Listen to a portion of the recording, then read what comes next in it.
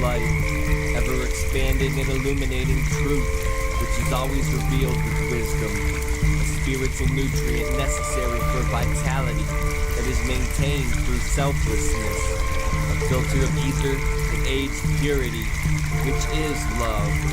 Love, a limitless paper lantern floating into infinity on the intentions and actions of initiates of the mysteries.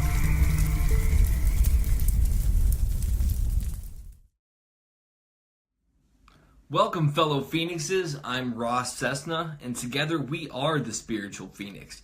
The intent of this show isn't to tell you what to think, but to get you to think and originally articulate yourself in a way that is uplifting. We are the artists of our lives, and today is a blank canvas. Let's collectively create a better tomorrow.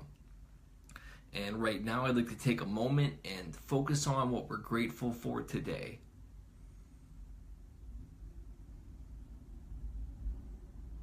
Today, I'm grateful that on Thursday I was cleared to come off my mental health medication, and that on Friday I celebrated 7 months free from any drugs, alcohol being one of them. It's been a long journey for me to get to where I'm at today, and the people that made that possible are the people that are in my life that supported me and stuck by me through all of this.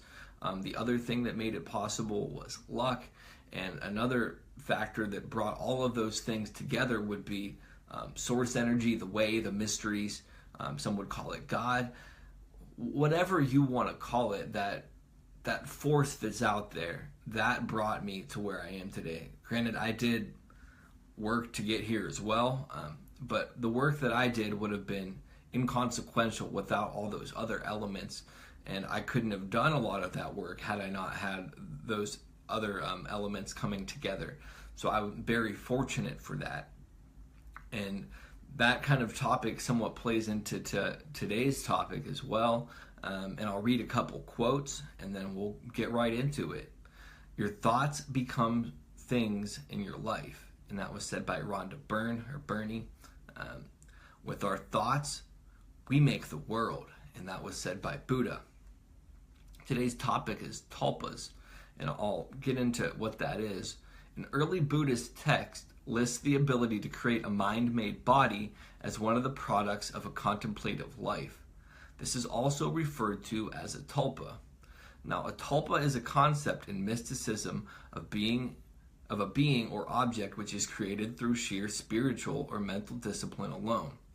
Indian Buddhist texts call it an unreal, illusory, or mind-created apparition. The term comes from the Tibetan word, to build or to construct.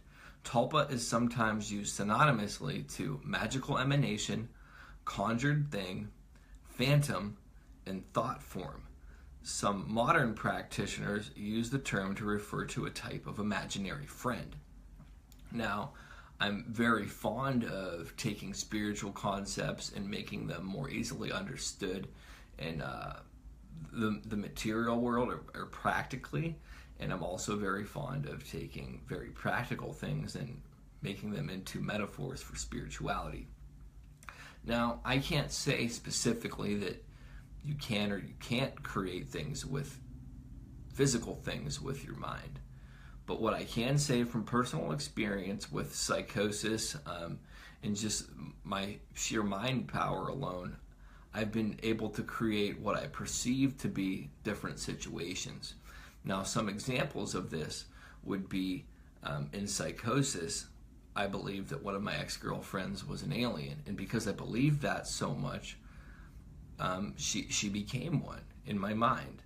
So therefore it was real, because when you believe something, whether or not it's real in reality, it's still real to you. Some other things that I believed was that everybody was out to get me. So then all those things basically became tulpas. They had this costume of my own thoughts projected onto them to make them into what they were not, but how I perceived them. Now, this concept is very powerful when you can understand that, because it's even furthered with how you perceive other people, whether or not you have that extremity of thought about situations. For example, if you have this reductionary concept of somebody that just because they believe one thing, let's just say Christianity. Let's just say you have this negative element of Christianity, and then for any Christian you see, you reduce them to this certain state. I say that one because I've had a negative opinion of Christianity or Christians, or basically a lot of organized religions in general. And the reality is, I'm creating this simplified, gross version of what these people are, because I'm not looking at all the positive qualities.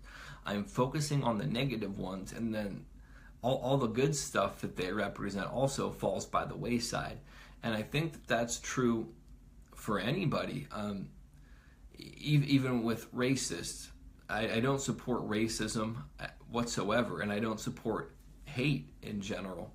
But I can fall into the trap of looking at a racist and this oversimplifying everything about them and reducing them to this crude, primitive thing. And the reality is, there's so many more complexities about that, and maybe that's one of their character defects. I mean, it is, in my opinion, a character defect, and I think that it's a great ignorance to assume that you can assess the worth of somebody based on sexual identity, race, sex in general. Any of those kind of things, they divide. Religion is one of those things as well. You can't determine the worth of somebody by these arbitrary things.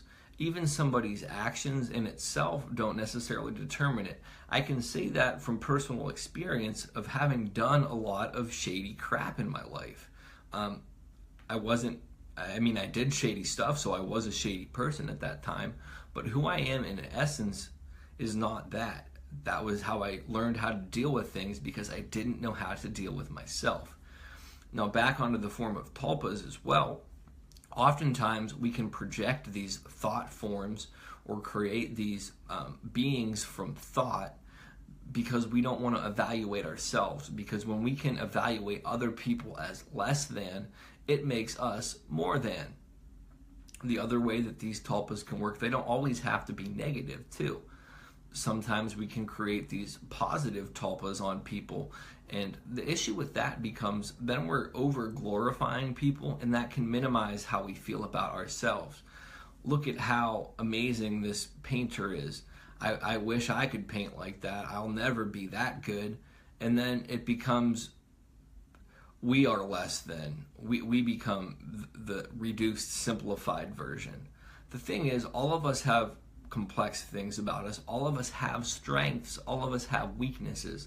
So we need to remove this concept of projecting negative things on situations. Now, I won't say that we should focus on the negative elements of people to reduce the positive tulpas, because there is some benefit to seeing people in a good light. But you also need to counterbalance that with reality, which would state nobody's entirely good or entirely bad. I think that that's a very simplistic understanding to assume that things are good or bad. For me, I had to go through some of the worst, most difficult stuff in my life to find the better elements of me. We're all in a process of learning. We're all growing. There is only one way, in my opinion, as well.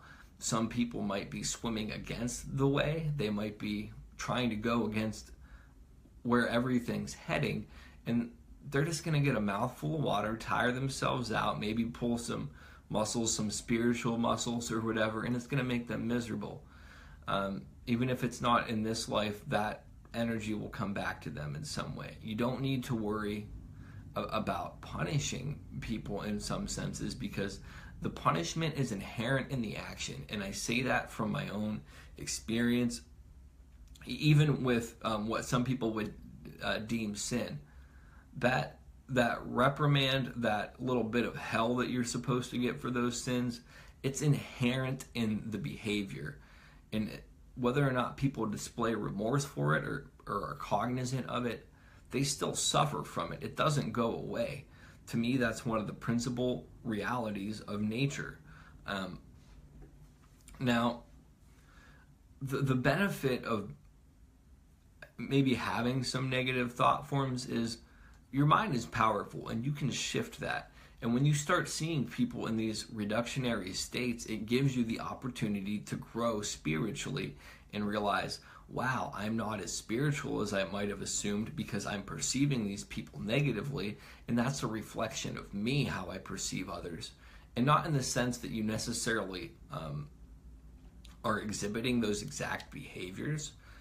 Oftentimes they do say, though, that what you see in others or what upsets you in others is something that you too possess. But it could be a different form of it. Let's say it's some kind of racism or focusing on a difference that you don't like in these people. And you're like, well, they're like this. I don't like them because they're like that. The irony is you're exhibiting that exact same behavior yourself by perceiving that. What you need, I shouldn't say what you need to do. What I would suggest doing, or what I've done in my personal life, and I still struggle with it sometimes. I'm not perfect at anything. What I struggle with sometimes, or what I try to work towards, is looking for the connecting threads. There's so many more connecting threads than there is ones that are separating. So let's use the example of the racist again. Do they raise children? Do they breathe air? Do they eat food? Do they want good things, regardless of how they are towards other people? Sometimes you can't change. I shouldn't say sometimes. Majority of the time, you can't change the behavior of others by being resistant to it and being critical of it. For example, if you show love to some people and you show them acceptance regardless of that, then you allow the opportunity to not tell them what to do, but to maybe lead by example and show them the alternative side of things. There have been racists that have turned their lives around and have ultimate respect for other races, and they realize their own ignorance and how they limited their own lives because of it. People can have psychic shifts, and it's not going to come by being vilified by other people. It's going to come internally. Just as with anything, you could try to beat something into somebody's head to make them feel guilty for it, to do whatever, and it won't change. So yeah, I think that the concept of tulpa, whether or not you physically can create things with it, to me, it's an allegory. I might just not be I shouldn't say it might not be. It could be a potential thing that I am not spiritually fit enough or incapable of learning in this life or at this stage in my life. But the practical understanding of it would be that you can create these alternate shapes for people, or these masks, and these things are created in the real world, in the sense that I see this person this way, so now they're this evil thing, or they're this, or they're that. And it can be good or it can be bad. You have to see through the illusions that your own mind projects onto situations and get down to the core of everything. We are all from one source. We are all made from love. We are all here for a purpose. And sometimes we always have to lead by example. We're not here to be better than anybody. We're not here to feel superior. We're not here to feel inferior. We're here to collectively recognize our divinity and help others achieve their goals, and help ourselves achieve our goals by working collectively with everybody. There's no reason for people to be hungry. There's no reason for people to be any of these negative things that we're encountering. It's because of the genuine concept of creating tulpas, or these thought forms on situations. Now, I think with that, I've really hit the nail on the head about what I perceive a tulpa to be. So I'm going to give suggested homework for people. I might start doing this more often. There's a saying where if you think you're going to go out and see assholes when you go for a walk, you'll be surprised how many assholes you see. And if you go out and you think you're going to see nice people, you'll be surprised how many nice people you see. So for this week, or for however long you need to, I would suggest, or maybe, I would suggest, because you can take or leave a suggestion, I would suggest trying to find the good in the people that upset you, that make you anxious, that make you feel negatively. Try to find the positive attributes in them and the connecting threads. And for the people that you maybe over glorify or look up to that make you feel less than in a negative way, try to realize that you're just as capable of exhibiting those qualities that you have. You may even be exhibiting them in your life right now. Try to see people through the veil of reality for who they really are at the soul level. And at the soul level, we're all light. It doesn't matter how little light is being exposed or how much light is being exposed. We all deserve love. We all deserve respect. We all deserve to be treated kindly. I'm going to start adding some new things to the podcast. I may eventually make them individual podcasts as to not disrupt the flow of content and to make the material easily sorted out. I'd like to start doing what I'd call a minute of motivation and just have 1 minute of on point, written down content to get people's minds right for certain situations or help them work through things that I have personal experience working through or am working on now, and to share the insight of that. The other thing that I would like to do is start doing poetry. Just have like a mantra a week and a motivation thing for a week or whatever. I'm going to make some special videos for those, put those up on my YouTube channel along with the podcast videos. I just want to start creating more content that's thought-provoking and somewhat more creative as well. And with that, you can follow me on social media at Spiritual Phoenix. All this stuff will be below as well, because the Spiritual Phoenix on social media is FOENIX. And you can visit my website at thespiritualphoenix.com, and that Phoenix is PHOENIX. I just did a weekly tarot reading this morning, and that'll be up on my website, and there'll be a link for that below. I'm going to be doing paid tarot readings soon, so you can book one of those if you want. I'm going to be offering some other things coming up in the future that if you like what I'm doing, you can participate in, and all that kind of stuff to help me support these efforts so I can continue to do this, because I've been told that it is helping people with stuff, and I'm so grateful for that, and I want to continue to be able to help people as long as it's beneficial and it's what I'm supposed to do. And with that, I love, respect, and appreciate all of you. Love and light. I'm going to put this episode on the pyre. Peace.